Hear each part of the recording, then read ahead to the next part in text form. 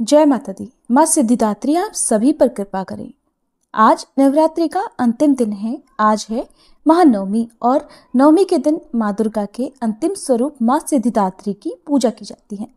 अणिमा, महिमा, गरिमा, लघिमा, प्राप्ति, प्राकाम, ईशित्व और वशित्व नाम की इनकी 8 सिद्धियां हैं और ये सभी सिद्धियां माँ सिद्धिदात्री की आराधना करने से और उपवास करने से बड़ी आसानी से प्राप्त की जा सकती हैं। माना जाता है कि भगवान शिव ने भी इन देवी की कृपा से ही तमाम सिद्धियां प्राप्त की थी और इनकी ही कृपा से महादेव का आधा शरीर देवी का हो गया था और इसी कारण से वे अर्धनारीश्वर रूप से प्रसिद्ध हो गए। पौराणिक कथा के अनुसार जब सृष्टि के रचयिता भगवान श्री ब्रह्मा जी ने देखा कि जिस ब्रह्मांड की सृष्टि उन्होंने की है उसमें विकास की गति नहीं, उन्होंने देखा कि पशु पक्षी और मनुष्यों की संख्या में भी बढ़ोतरी नहीं हो रही है। कहा जाता है कि तब आकाशवाणी के अनुसार श्री ब्रह्मा जी ने प्रजननी सृष्टि उत्पन्न करने का संकल्प लिया और श्री ब्रह्मा जी ने जब इस बारे में भगवान विष्णु से पूछा तो उन्होंने महादेव की आराधना करने के लिए कहा। इसके बाद श्री ब्रह्मा जी ने शक्ति के साथ महादेव को संतुष्ट करने के लिए कठिन तपस्या की। ब्रह्मा जी की तपस्या से महादेव अत्यंत संतुष्ट होकर अर्धनारीश्वर रूप धारण करके उनके समीप गए तथा अपने शरीर में स्थित देवी शक्ति के अंश को अलग कर दिया। तब ब्रह्मा जी ने उस परम शक्ति की स्तुति की। ब्रह्मा जी की स्तुति से प्रसन्न होकर शक्ति ने अपनी भ्रकुटी के मध्य से अपने ही समान कांति वाली एक अन्य शक्ति की सृष्टि की। तब इन्होंने ही हिमालय की पुत्री पार्वती रूप में जन्म लेकर महादेव से मिलन किया। भगवान शिव ने ब्रह्मा जी को प्रजननी सृष्टि के निर्माण के लिए प्रेरित करने के उद्देश्य से अपना अर्धनारीश्वर रूप में दर्शन दिया था, लेकिन उनके इस स्वरूप का एक अर्थ ये भी था कि स्त्री और पुरुष दोनों एक समान हैं, दोनों में किसी तरह का कोई भी भेदभाव करना गलत है। धार्मिक कथाओं के अनुसार एक बार बृहस्पति जी ने श्री ब्रह्मा जी से प्रश्न किया कि हे ब्रह्मा जी, चैत्र और आश्विन मास के शुक्ल पक्ष में नवरात्रि का व्रत और उत्सव क्यों किया जाता है? इस व्रत का क्या फल मिलता है और इसे किस प्रकार करना उचित है? सबसे पहले इस व्रत को किसने किया था? तब बृहस्पति जी के इस प्रश्न के उत्तर में श्री ब्रह्मा जी ने कहा, हे बृहस्पति, प्राणियों के हित की इच्छा से आपने बहुत उत्तम प्रश्न किया है। दरअसल जो मनुष्य मनोरथ पूर्ण करने वाली दुर्गा, महादेव, सूर्य और नारायण भगवान का ध्यान करते हैं वे मनुष्य धन्य हैं। यह नवरात्र व्रत संपूर्ण कामनाओं को पूर्ण करने वाला है। इसके करने से पुत्र की इच्छा रखने वाले को पुत्र, धन की इच्छा रखने वाले को धन, विद्या की इच्छा रखने वाले को विद्या और सुख की इच्छा वाले को सुख मिलता है। इस व्रत को करने से रोगी मनुष्य का रोग दूर हो जाता है, मनुष्य की सारी परेशानियां दूर हो जाती हैं और घर में सुख और समृद्धि में वृद्धि होती है। बांझन को पुत्र मिलता है, सभी पापों से मुक्ति मिल जाती है और मन के मनोरथ भी सिद्ध हो जाते हैं। श्री ब्रह्मा जी के अनुसार जो मनुष्य इस नवरात्र व्रत को नहीं करता उसे जीवन में अनेकों दुख भोगने पड़ते हैं और वह कष्ट और रोग से पीड़ित होकर अंगहीनता को प्राप्त होता है। उसकी संतान नहीं होती और वह धन धान्य से रहित होकर भूख और प्यास से व्याकुल भटकता फिरता है और संज्ञाहीन हो जाता है। जो सधवा स्त्री इस व्रत को नहीं करती वह पति सुख से वंचित होकर तमाम तरह के दुखों को भोगती है। अगर व्रत करने वाला मनुष्य सारे दिन उपवास ना कर सके तो एक समय भोजन करे और 10 दिन बंधु बांधवों सहित नवरात्र व्रत की कथा का श्रवण करे। श्री ब्रह्मा जी कहते हैं, हे बृहस्पति, जिसने पहले इस महाव्रत को किया है वह कथा अब मैं आपको सुना रहा हूं, आप सावधान होकर सुनिए। प्रिय श्रोताओं, आप सब भी श्री ब्रह्मा जी द्वारा सुनाई गई कथा का श्रवण बहुत ही सावधान होकर कीजिएगा। इस प्रकार ब्रह्मा जी का वचन सुनकर बृहस्पति जी कहने लगे, हे ब्रह्मा जी, मनुष्यों का कल्याण करने वाले इस व्रत के इतिहास को आप मेरे लिए कहिए। मैं सावधान होकर सुन रहा हूँ, आपकी शरण में आए हुए मुझ पर आप कृपा कीजिए। तब श्री ब्रह्मा जी बोले, प्राचीन समय में मनोहर नगर में पीठत नाम का एक अनाथ ब्राह्मण रहता था। वह भगवती दुर्गा का भक्त था। उसकी संपूर्ण सद्गुणों से युक्त सुमति नाम की एक अत्यंत सुंदरी पुत्री उत्पन्न हुई। वह पुत्री सुमति अपने पिता के घर में बचपन में अपनी सहेलियों के साथ खेलकूद करती हुई इस प्रकार बढ़ने लगी जैसे शुक्ल पक्ष का चंद्रमा बढ़ता है। उसका पिता हर दिन माँ दुर्गा की पूजा करके होम किया करता और वह उस समय नियम से उस पूजा पाठ में उपस्थित रहती। बहुत ध्यान से सावधानी के साथ सारी पूजा पाठ देखा करती। एक दिन सुमति अपनी सहेलियों के साथ खेल में लग गई और भगवती के पूजन में शामिल नहीं हुई। उसके पिता को पुत्री की ऐसी असावधानी देखकर बड़ा क्रोध आया और वह अपनी पुत्री से कहने लगा, अरे दुष्ट पुत्री, आज तूने भगवती का पूजन नहीं किया, इस कारण जा, मैं तेरा विवाह किसी कुष्ठ रोगी या दरिद्र मनुष्य के साथ करूंगा। पिता के ऐसे वचन सुनकर सुमति को बड़ा कष्ट पहुंचा और वह अपने पिता से कहने लगी, हे पिताजी, मैं तो आपकी पुत्री हूं, सब तरह से आपके अधीन हूं। जैसी आपकी इच्छा हो वैसा ही करो। राजा से, कुष्ठी से, दरिद्र से या फिर जिसके साथ चाहो आप मेरा विवाह कर दो, लेकिन होगा वही पिताजी जो मेरे भाग्य में लिखा है। मेरा तो अटल विश्वास है कि जो जैसा कर्म करता है उसको कर्मों के अनुसार वैसा ही फल भोगने को मिलता है। क्योंकि कर्म करना तो मनुष्यों के अधीन है, लेकिन फल देना ईश्वर के हाथ में है। जैसे अग्नि में पड़ने से तिनके आदि उसको और अधिक जला उठते हैं, इसी प्रकार कन्या के निर्भयता से भरे हुए वचन सुनकर ब्राह्मण ने क्रोधित होकर अपनी पुत्री का विवाह एक कुष्ठी के साथ कर दिया और अत्यंत क्रोधित होकर अपनी पुत्री से कहने लगा, पुत्री, अपने कर्म का फल भोगो, देखें तुम भाग्य के अधीन रहकर क्या करती हो। पिता के ऐसे कड़वे वचनों को सुनकर सुमति मन ही मन में सोचने लगी, अहो, मेरा बड़ा दुर्भाग्य है जिससे मुझे ऐसा पति मिला।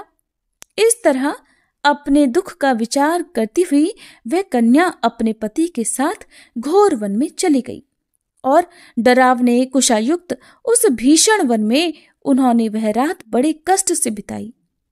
उस गरीब बालिका की ऐसी दशा देखकर देवी भगवती ने उस कन्या के पूर्व पुण्य के प्रभाव से प्रकट होकर उससे कहा, हे दीन ब्राह्मणी, मैं तुझसे प्रसन्न हूं, तुम जो चाहो सो वरदान मांग सकती हो। भगवती दुर्गा के ऐसे वचन सुनकर वह ब्राह्मण कन्या बोली, आप कौन है देवी, वह सब मुझसे कहिए। ब्राह्मण कन्या का ऐसा वचन सुनकर देवी ने कहा कि पुत्री, मैं आदि शक्ति भगवती हूं, मैं ही ब्रह्म विद्या और सरस्वती हूं। प्रसन्न होने पर मैं प्राणियों का दुख दूर करके उन्हें सुख प्रदान करती हूं।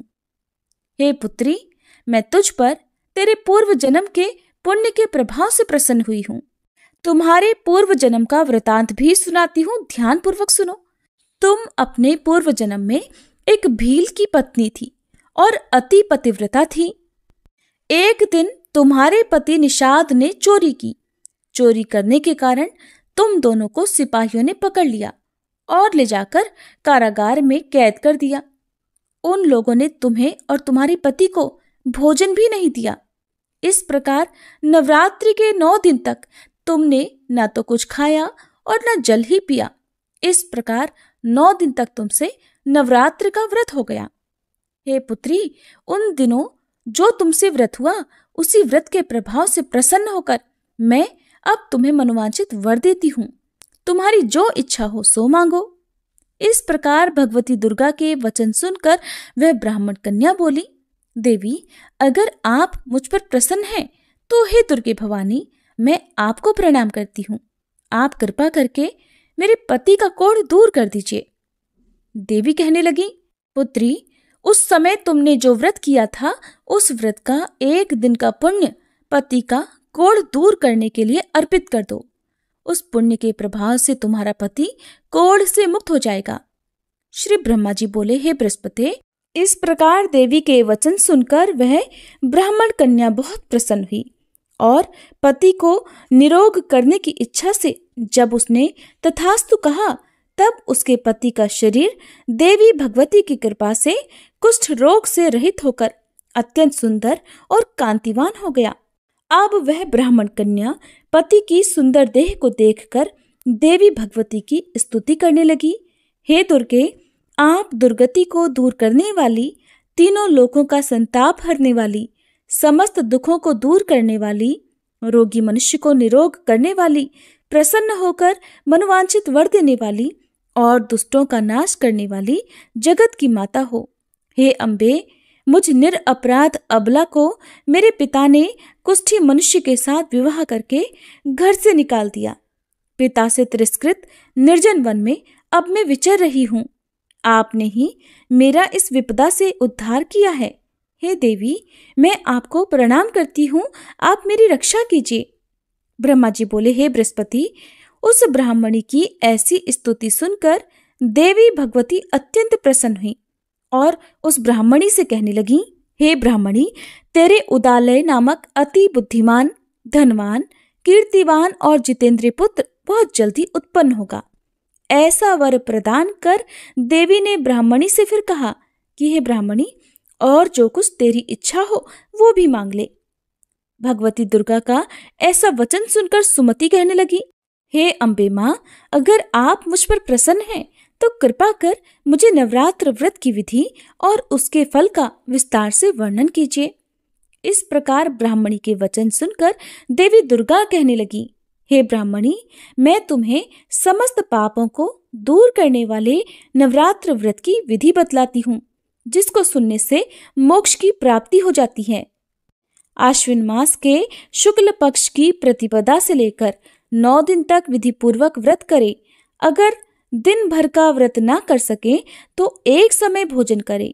विद्वान ब्राह्मणों से पूछकर घट स्थापना करे और वाटिका बनाकर उसको प्रतिदिन जल से सींचे। महाकाली, महालक्ष्मी और महासरस्वती देवी की मूर्तियां स्थापित कर उनकी नित्य विधि सहित पूजा करें और पुष्पों से विधि पूर्वक अर्घ दें। बिजौरा के फल से अर्घ देने से सुंदर रूप की प्राप्ति होती है।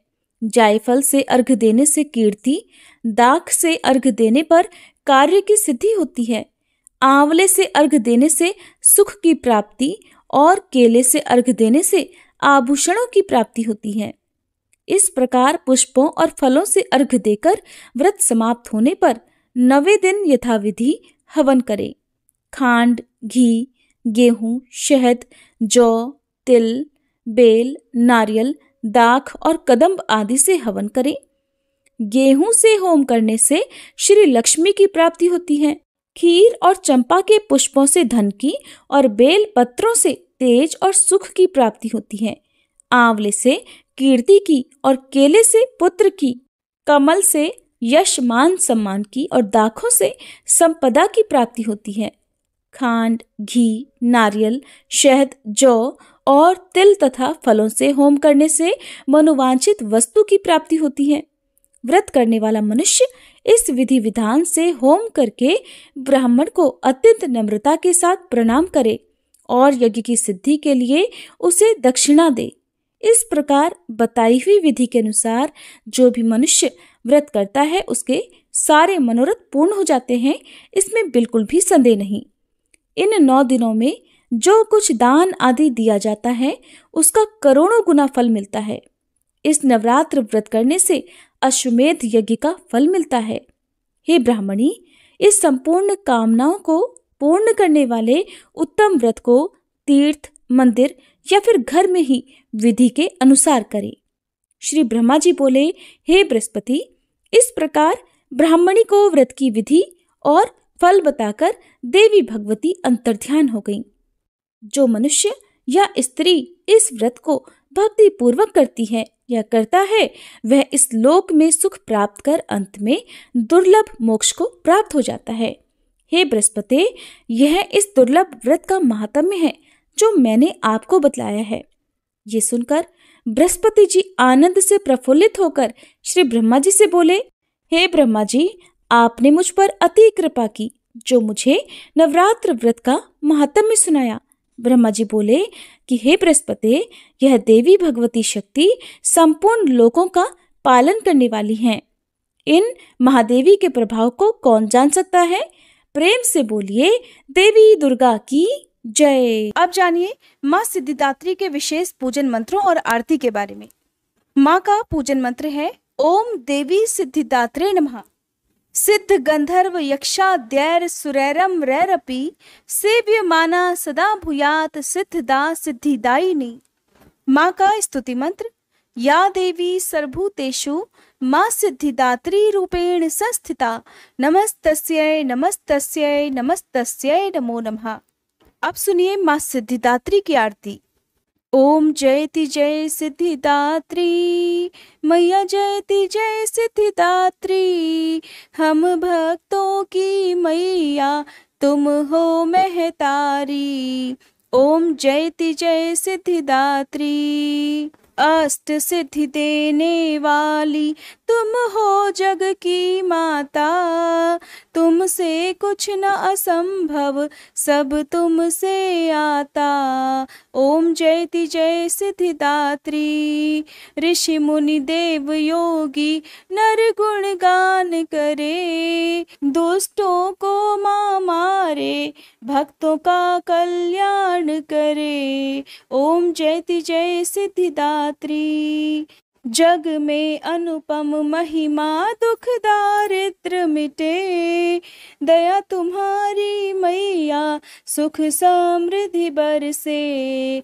ओम जयति जय सिद्धिदात्री, शुंभ निशुंभ को मारा लीलाती न्यारी।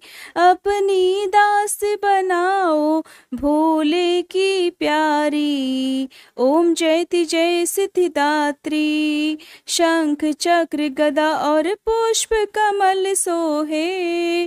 छवि माता की प्यारी सबका मन मोहे। ओम जयति जय सिद्धिदात्री, नवरात्र में 9 दिन करते माँ का ध्यान। मन इच्छा फल पावे, मिट जावे अज्ञान। ओम जयति जय सिद्धिदात्री, माँ मेरे घर में विराजो सदा सहारा बनो। बिगड़ी बनाना मैया मेरे मन में बसो। ओम जयति जय सिद्धिदात्री, माँ सिद्धिदात्री की आरती जो कोई मन से गावे। सर्व सिद्धि वो पावे, मन नहीं घबरावे। ओम जयति जय सिद्धिदात्री, ओम जयति जय सिद्धिदात्री, मैया जयति जय सिद्धिदात्री। हम भक्तों की मैया तुम हो महतारी। ओम जयति जय सिद्धिदात्री, ओम जयति जय सिद्धिदात्री। प्रिय भक्तजनों, अब हम सभी मिलकर माता रानी से क्षमा याचना करते हैं, ताकि हमारे द्वारा हुई किसी भी गलती के लिए माता रानी हमें क्षमा कर सके। हे परमेश्वरी, मेरे द्वारा रात दिन सहस्त्रों अपराध होते रहे हैं, अतः आप मुझे अपनी सेवक समझकर कृपा पूर्वक मेरे उन अपराधों को क्षमा करो। न तो मैं आह्वान करना ही जानती हूँ, न विसर्जन करना ही जानती हूँ, और न पूजा ही करना जानती हूँ। हे परमेश्वरी, मुझे क्षमा करो। हे सुरेश्वरी, मैंने जो मंत्रहीन, क्रियाहीन और भक्तिहीन पूजन किया है, वह सब आपकी दया से पूर्ण हो। सैकड़ों अपराध करके भी भक्त आपकी शरण में आकर केवल जगदम्ब कहकर ही मोक्ष को प्राप्त करते हैं, जिसे ब्रह्मादि देवगण भी पाने में असमर्थ होते हैं। हे जगदम्बिके, मैं अपराधी हूँ, किंतु आपकी शरण में आई हूँ, अतः इस समय मैं दया की पात्र हूँ। आप जैसा चाहो वैसा करो। अज्ञानवश या बुद्धि भ्रम होने के कारण भूल से मैंने जो कुछ भी कम या अधिक कर दिया हो, हे देवी, हे परमेश्वरी, सब अपराध क्षमा करो और प्रसन्न हो। हे जगन्माता, हे कामेश्वरी, सच्चिदानंद स्वरूपिणी परमेश्वरी, आप प्रेम पूर्वक मेरी यह पूजा स्वीकार करो और मुझ पर प्रसन्न हो। आप गुप्त से भी गुप्त वस्तु की रक्षा करने वाली हो। आप मेरे किए हुए इस जप को ग्रहण करके मेरे सभी अपराधों को क्षमा करो। हे देवी, हे महेश्वरी, आपकी कृपा से मुझे सिद्धि की प्राप्ति हो।